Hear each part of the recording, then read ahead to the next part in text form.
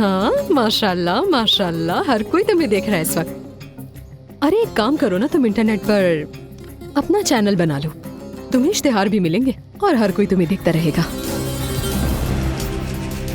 आप मेरे साथ ऐसा क्यों कर रही है फरिया आपा? क्यों कर रही है मेरे साथ ऐसा? मैंने क्या बिगाड़ा है आपका? मैं बताऊं? याद करो तुम कल तक मुझे क्या कहती थी सोहा।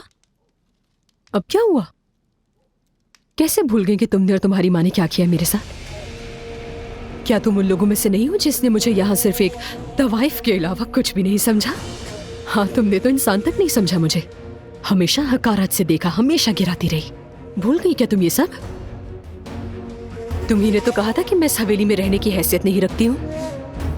अब इस तरह मुंह बनाकर रो क्यों रही हो तुम? हाँ, मैं कितना अरसा तुम्हारी माँ के पीछे भागती रही, तुम्हें हमेशा बहन समझकर कहती रही कि बंद कर दो ये सब, तमीज से रहो, लेकिन तुमने सिर्फ